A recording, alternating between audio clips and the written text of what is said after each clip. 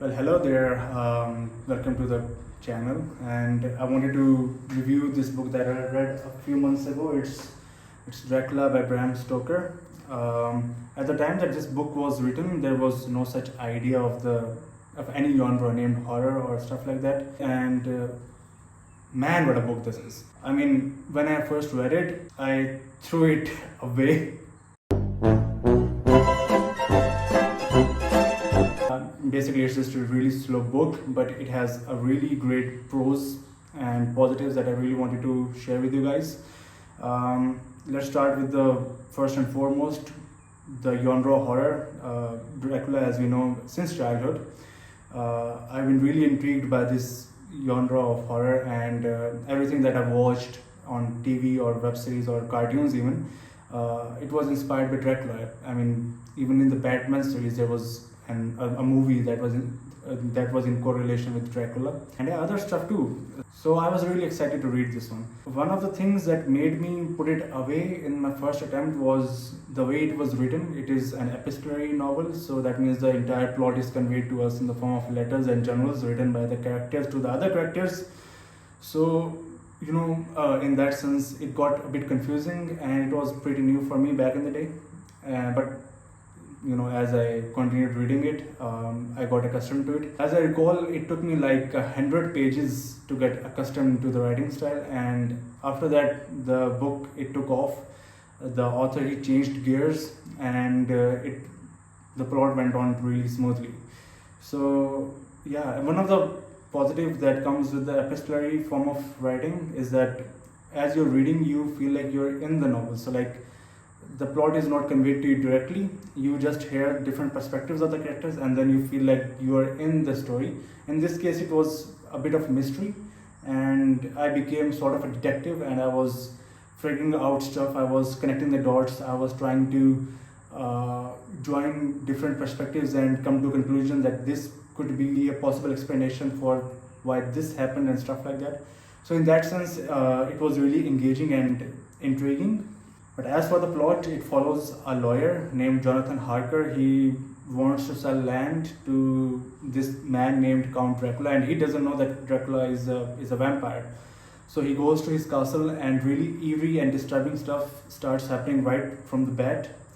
And the interaction happens at the start of the novel. So as you start reading, so you get into this setting where all of the characters are telling Harker to not go there, and they're subtly indicating that do not go deal with Count because this and that, and they're not explaining why he shouldn't deal with the Count.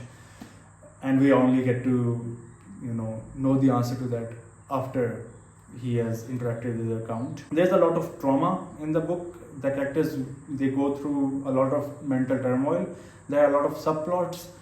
As for the horror, it's really occasional, but every time that occasional part comes, it's so chilling. I mean, I remember I literally jumped out of my chair, and I was like, what the hell is going on? Which brings me to my second point, the writing. The writing is pretty slow, but it has really rich vocabulary. The author, he has used some really great and really accurate wording for each different word. He has used disturbing, restless, unrest, tired, lethargy, and I don't know what else goes on. He even conveyed like tension, stress, and I know it sounds basic, but when he writes stress, it has a different contextual meaning, and when he writes tension, it has a different meaning. And because I was getting exposed to all of these different range of words, I was mesmerized simply. Because as a literature student, I was picking up these things subtly, and it got registered in the back of my mind. So there's this phrase that he used. It's comically grave. So he juxtaposed two different things. He joined sarcasm with seriousness of a situation, and then he combined this situation to make a new phrase called comically grave. And same is the case with exaggeration. He used the phrase, it was intolerable sweetness. And that's just the tip of the iceberg. There's a lot of rich vocabulary, rich writing, which was really captivating for me throughout the novel. Apart from that, if there is not horror, you might ask, then what goes in the entire plot? Well, in the entire plot, there are a lot of subplots, there are a lot of sub-themes. There are themes of immortality, which leads to morality as a question.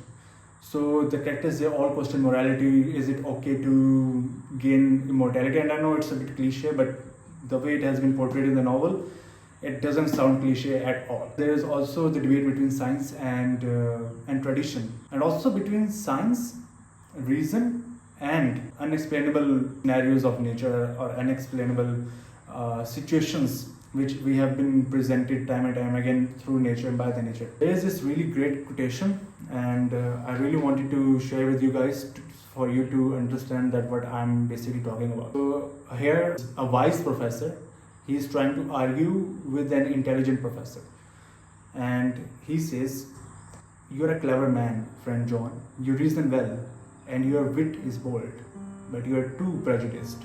You do not let your eyes see nor your ears hear, and that which is outside your daily life is not of account to you. Do you not think that there are things which you cannot understand, and yet which are, that some people see things that others cannot? But there are things old and new which must not be contemplated by men's eyes, but they know, or they think they know, some things which other men have told them." This is the fault of our science, that it wants to explain all. And if it explain not, then it says there is nothing to explain. And yet we see around us every day the growth of new beliefs, which think themselves new, and which are yet but the old, which pretend to be young, like the fine ladies at the opera. So like insanely, I don't even have words, insanely accurate. And I mean, it hit me personally as well. It was a really subjectively enlightening experience, because this is just one part of the subplots, of the sub-things that I'm talking about. And not to mention that horror does come into play, but for the most part you're left with the characters and their interaction with each other, and which is interesting in its own self if you get the knack of it. So at the end, the question remains, should you read this book? And I think if you're not into classical reading, if you're not a literature enthusiast yourself, then don't buy it. Simply, straightforward. Or don't read it. Don't waste your time reading this one, because you might not like it. You will most likely not like it. For a general eye, this is trash.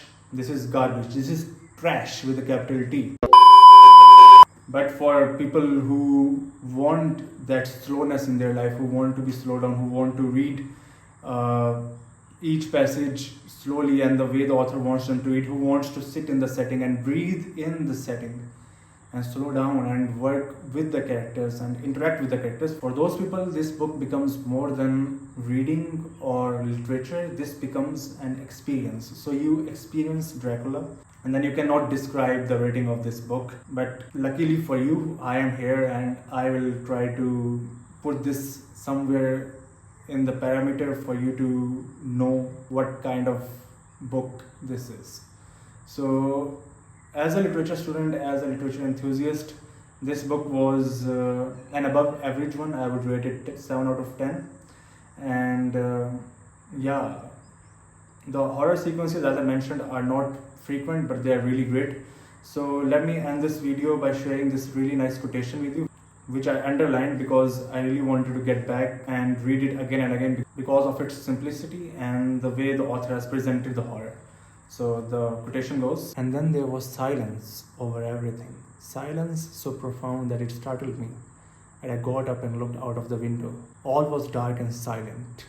The black shadows thrown by the moonlight seemingly full of a silent mystery of their own. Not a thing seemed to be stirring, but all to be grim and fixed as death or fate. So that a thin streak of white mist that crept with almost imperceptible slowness across the grass towards the house seemed to have a sentience and a vitality of its own. I think that the digression of my thoughts must have done me good, for when I got back to bed I found a lethargy creeping over me. The mist was spreading and was now close up to the house, so that I could see it lying thick against the wall as though it was stealing up to the window. The mist grew thicker and thicker. It got thicker till it seemed as if it became concentrated into a sort of pillar of the cloud in the room, through the top of which I could see the light of the gas shining like a red eye. And we don't know what the red eye is. It could be count, it could be anything. And this is precisely what fear of the unknown is all about. And yeah, this book is about fear of the unknown. We don't get to understand, we don't get to comprehend everything that's going to happen or that's happening, which is the beauty of this novel. And that was my subjective review of the book. And if you want me to objectively analyze or criticize the book, then make sure to leave a comment and I might make the video in the near future. So yeah, till then, see you in the next video.